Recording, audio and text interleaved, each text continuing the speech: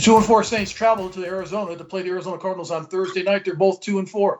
Is Jameis Winston going to play? He's got the back injury. Andy Dalton's been started and playing, and actually playing pretty well. He completed 63% of his passes, 3 touchdowns and a pick. Is Michael Thomas going to play? I don't know. But here's one player that is going to play is Alvin Kamara. Once they got him back, their offense really woke up. I think he's going to be one of those players that contributes offensively. Defensively, Cameron Jordan. I like the defense for this New Orleans Saints team, particularly the guys up front getting the job done. But Arizona's just off right now. They're not making good coaching decisions. They're not making good player decisions on the field by their quarterback, Kyler Murray. He got sacked 6 times in the game last week. So there's a situation where, 1, they can't protect him. 2, they're beat up in the backfield running the football. And Kyler Murray finally ran the football last week, Coach. He got 100 yards rushing in the game, and they still lost. The Cardinals are favored by 1.5.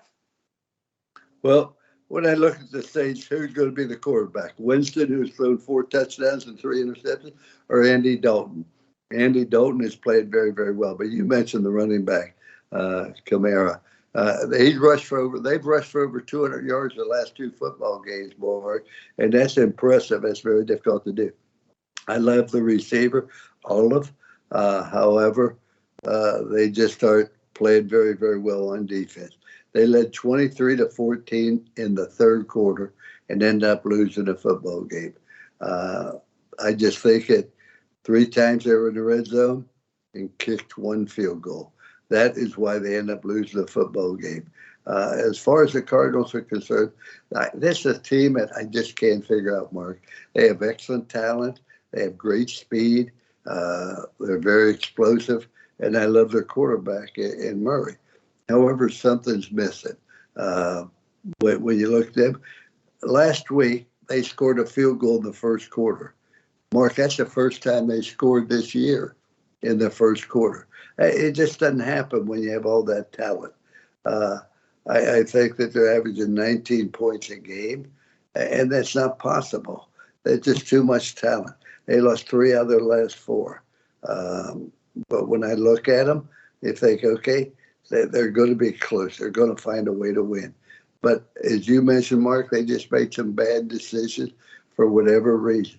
They don't have the confidence. They don't have the optimism.